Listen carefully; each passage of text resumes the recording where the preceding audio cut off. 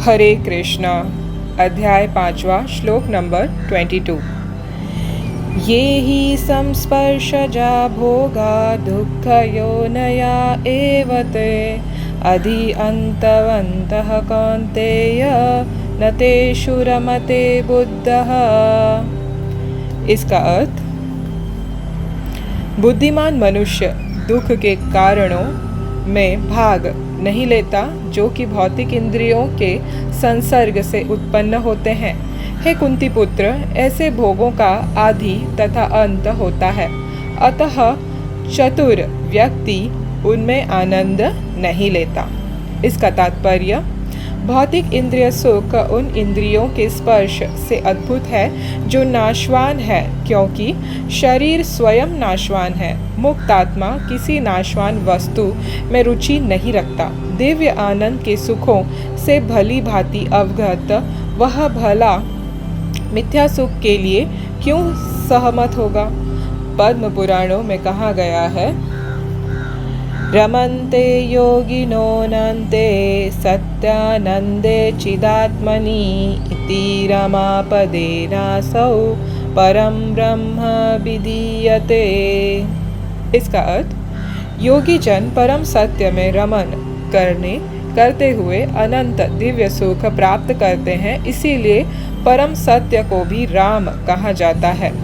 भागवत में 5वें स्कंद के 5वें अध्याय के एक पहले श्लोक में भी ये कहा गया है, नयम देहो देह भजम नरलोके कष्टान कामान अर्हते विदभुजम ये तपो दिव्यम पुत्र कायेन सत्वम शुद्धेत्यस्मात् ब्रह्म सौख्यम त्व अनंतम। इसका अर्थ, हे पुत्रों, इस मनुष्य योनि में इंद्रिय सुख के लिए अधिक श्रम करना व्यर्थ है। ऐसा सुख तो शुकरों को भी प्राप्य है। इसकी अपेक्षा तुम्हें इस जीवन में तप करना चाहिए। इससे तुम्हारा जीवन पवित्र हो जाए और तुम असीम दिव्य सुख प्राप्त कर सको। अतः जो यथार्थ योनि या दिव्य ज्ञानी है, वे इंद्रिय सुखों की ओर आकृष्ट नहीं होते, क्योंकि ये निरंतर भव रोग के कारण है। जो भौतिक सुख के प्रति जितना ही आसक्त होता है, उसे उतने ही अधिक भौतिक दुख मिलते हैं। हरे कृष्णा। तो ये था श्रीला प्रभुपाद जी द्वारा दिया हुआ तात्पर्य दोस्तों। तो दोस्तों, इस श्लोक में क्या खासियत है? 21 श्लोक जो कल हमने पढ़ा और आज का 22 श्लोक, इसमें भगवान अर्जुन को जो इंद्रिय तृप्ति वाले इच्छाएं होती हैं, सेंशुअल डिजायर्स होती हैं, उसको मूर्खता कहते हैं, बिल्कुल भी मूर्खता कहते हैं। क्यों? क्योंकि श्लोक में भगवान खुद कह रहे हैं कि बुद्धिमान मनुष्य दुख के कारणों में भाग नहीं लेता, जो कि भौतिक इंद्रियों के संसर्ग से उत्पन्न होती है ना। तो जैसे माँ अपने बच्चे को डांट लगा के सिखाती है, वैसे अनेक बार भगवत गीता में भगवान जो हमारे परम पिता है, परम ब्रह्म है, परम सत्य है, वो हमें सिखा रहे हैं कि ये जो टेम्पररी अशाश्वत जो मिथ्या भौतिक सुख के पीछे हम जुगनू की तरह भाग रहे हैं, उसके पीछे भागने की ज़रूरत ही नहीं है, क्योंकि यहाँ का जो सुख है, भौतिक में जो सुख पाया जाता है या दुख पाया जाता है, वो दोनों ही समान है, उसमें कोई अंतर नहीं है, वो दोनों भी दुख ही है। फॉर एग्ज़ाम्पल, अगर आपको समझाया जाए इस प्रकार से, अगर जैसे ये भौतिक भव बंधन हमको कहते हैं, ये एक टाइप का जेल ही हुआ है ना, माया का रचा हुआ जेल हुआ, जहाँ हम त्रासस्त हैं, हमको अनेक प्रकार की यातनाएं देते हैं, मगर हमें समझ में नहीं आता है, एज अ पनिशमेंट हमारे कर्मों के भुगतान की वजह से। तो यहाँ पे सुख मिले या दुख मिले, तो जेल में किसी भी कोई भी व्यक्ति है वो तो उदास ही रहेगा, है ना। वो तो वहाँ से निकलने का, बाहर निकलने का तरीका सोचेगा ना, कि कोई खुशी मिले तो सोचेगा हाँ भाई चलो अच्छी खुशी मिल रही है, यहाँ से बाहर निकलने की ज़रूरत ही क्या है, जेल भी बहुत अच्छा है, 2 वक्त की रोटी मिलती है, अच्छा सुकून है, काम धंधा करते रहो, पत्थर तोड़ो, ये करो, बस मौज मस्ती करो, बस 2 वक्त की रोटी तो मिलती ही है। ऐसी सोच बहुत ही भयानक सोच है। ये हमें क्या करेगा, बस जेल में उसमें बंद ही रखेगा, प्रिजन हाउस में बंद ही रखेगा। अगर हम कोशिश भी नहीं करेंगे कि जेल से हमको निकलना है, इस कारागृह से हमको निकलना है, भवरूपी कारागृह से, तो हमको कुछ परमानेंट सॉल्यूशन निकालना होगा। तो परमानेंट सॉल्यूशन यही भगवान बता रहे हैं कि ये जो इंद्रिय तृप्ति वाले जो भोग हैं इनको छोड़ दीजिए, क्योंकि इन भोगों का आदि तथा अंत होता है। तो चतुर व्यक्ति उनमें आनंद नहीं लेता। जैसे भागवतम का श्लोक यहाँ पे प्रभुपाद ने हमें बताया है, प्लस पद्म पुराण का भी श्लोक बताया है कि राम जो ये है नाम है, वो उसका असली मतलब यही है परम सुख, एब्सोल्यूट ट्रुथ, परम तत्व जो है भगवान कृष्ण, उनका और एक अवतार है राम। राम का मतलब सबके मन में रमने वाला, खुशी प्रदान करने वाला, जो सबसे अनलिमिटेड ट्रांसेंडेंटल प्लेजर है, मतलब असीमित दिव्य सुख है।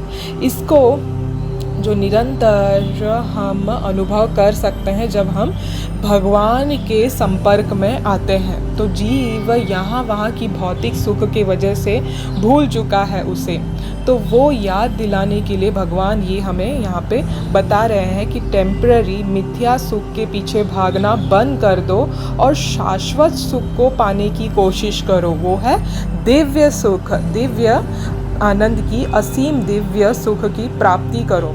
तो यहाँ पे 5.5.1 श्रीमद् भागवतम का श्लोक श्रीला प्रभुपाद ने बताया है, जो कि teachings of Lord Rishabh Dev में आता है। भगवान ऋषभ देव जो भगवान कृष्ण के ही एक अवतार हैं, उन्होंने जाते जाते संन्यास लेने से पहले अपने पुत्रों को, 100 पुत्रों को ये शिक्षा, बहुत सुंदर शिक्षा दी थी, जो कि हर किसी के जीवन में उतारने की ज़रूरत है। जहाँ पे वो कहते हैं कि मनुष्य जीवन जो है वो गधे जैसे ढोने के लिए नहीं है, इंद्रिय ये जो शूकरों जैसे, कुत्तों जैसे जो मल मूत्र खाते हैं उस पे जीत रहे हैं, गंदगी पे। वो जो भौतिक इंद्रियों में खुशी पाने की कोशिश करते हैं, उसके लिए नहीं है।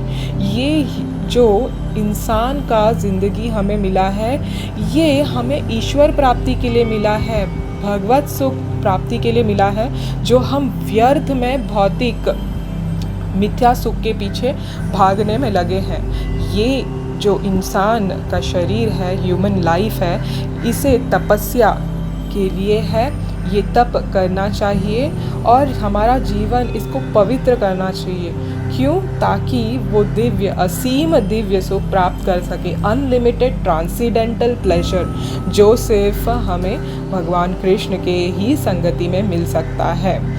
और श्रीला प्रभुपाद ये भी हमको आगाह करते हैं, अलर्ट करते हैं लास्ट लाइन में, कि ज़्यादा अधिक भौतिक इंद्रिय तृप्ति करने पर, इंद्रिय सुख भोगने पर, भौतिक सुख भोगने पर अधिक भौतिक दुख भी मिलता है। ये हमको कभी भी किसी भी हालत में भूलना नहीं चाहिए। जो हम कमाते हैं उसका हिसाब भी लगाना पड़ता है ना। कुछ भी करते हैं उसका यहाँ पे हिसाब देना पड़ता है भौतिक संसार में, जबकि आध्यात्मिक क्षेत्र में ऐसा नहीं है। हर चीज़ जो है वो असीम है और हर चीज़ क्या है? सुख है, दिव्य सुख है। वहाँ पे दुख का इंच मात्र भी, लेश मात्र भी कुछ नहीं रहता।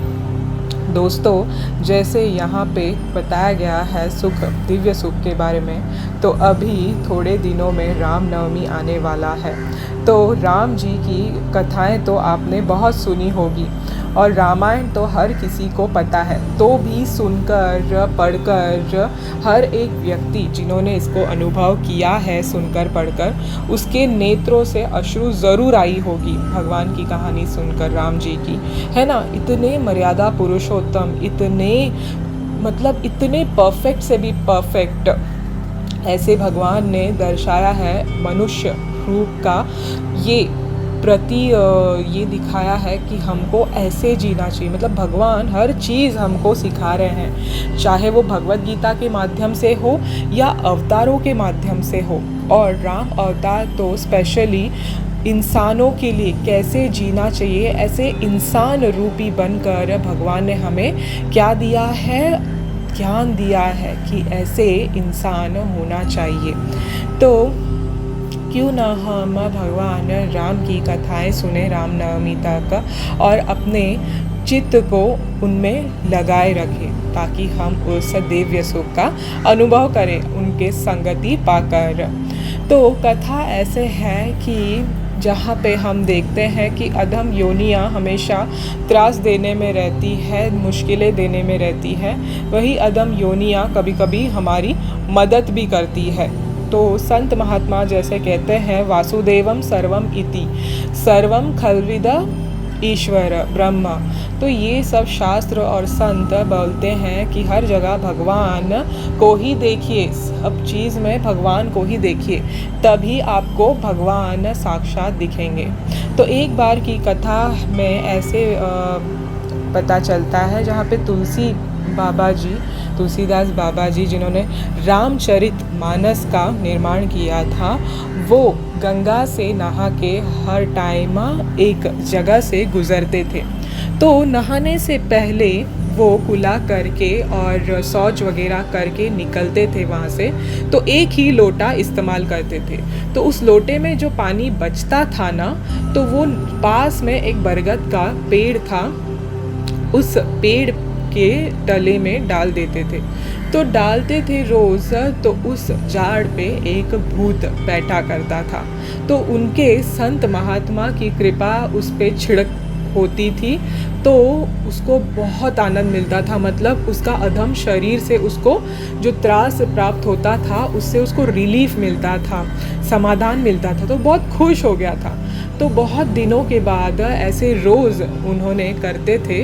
तो एक दिन वो उनके सामने आ गया और उन्होंने कहा कि महाराज तुलसी बाबा जी, मैं आपसे बहुत खुश हूँ, आपकी वजह से मुझे इस अधम योनि में रहते हुए भी बहुत आनंद प्राप्त होता है, क्योंकि आप संत महात्मा हो।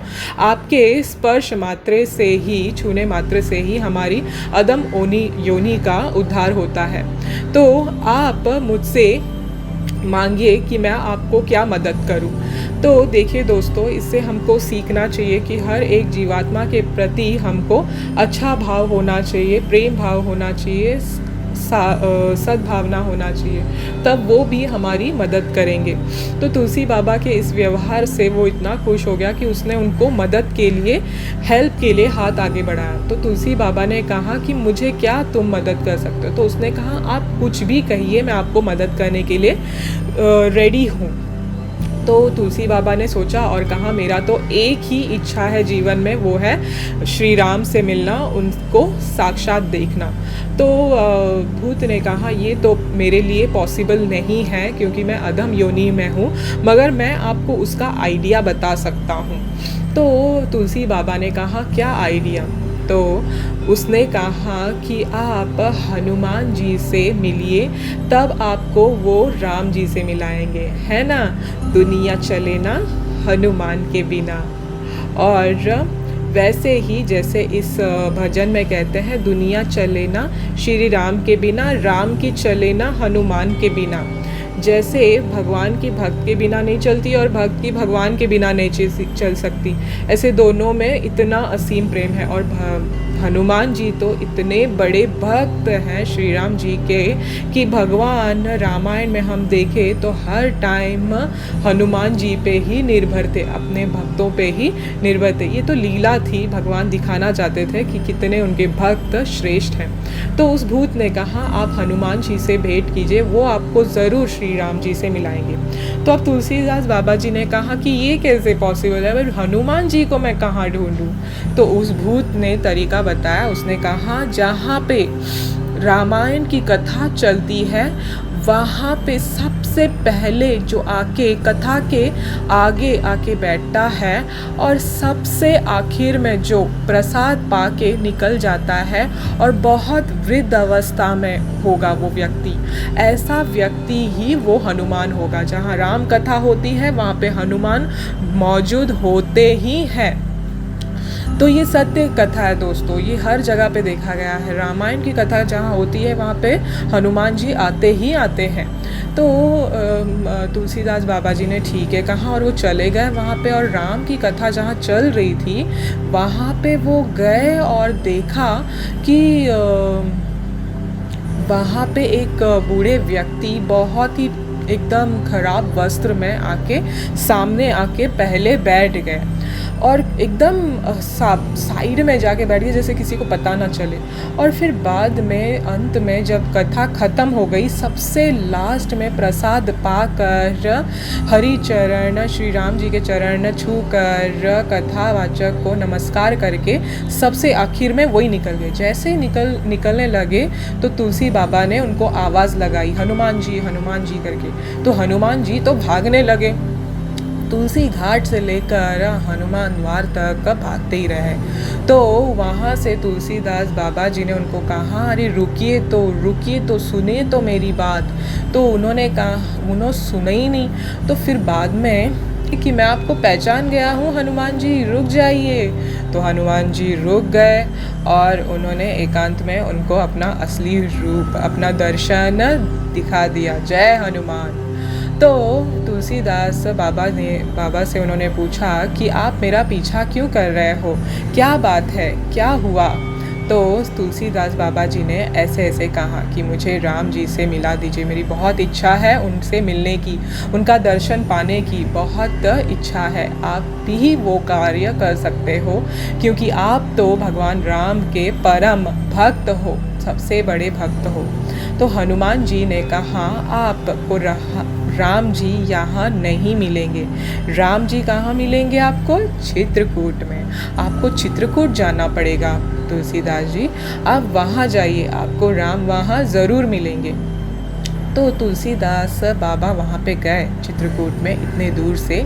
तो चित्रकूट में जाते ही वो बहुत दिन भजन किए, उनको भगवान दिखाई नहीं दिए। एक दिन क्या हुआ, घोड़े पे 2 नव युवक, बहुत सुंदर युवक वहाँ से गुजरे और उन्होंने तुलसीदास बाबा को दर्शन दिया, मगर तुलसीदास बाबा पहचान नहीं पाए।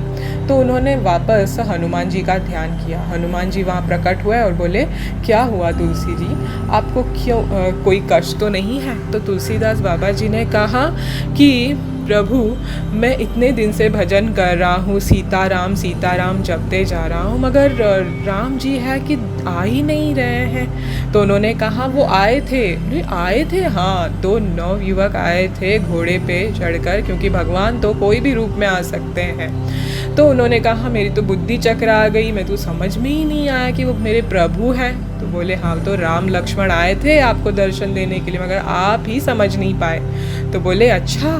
तो बोले हाँ, जो चंदन का तिलक लगाए हैं, जो पैरों में अपना पादुका लगाए हैं, जिनके नेत्र कमल जैसे हैं, जिनके अधर होठ एकदम लाल बिंबा फल के जैसे हैं, जिनके बाहुएं इतने स्ट्रॉन्ग हैं, इतने वीर दिखाई देते हैं, और रंग उनका इतना सुंदर कि कोई भी देख ले, नर हो या नारी हो, मोहित हो जाए उनके रूप से, वही है श्री राम। तो जैसे ही हनुमान ये वर्णन करने लगे, स्वयं श्री राम वहाँ पे प्रकट हो गए सिया और लक्ष्मण के साथ।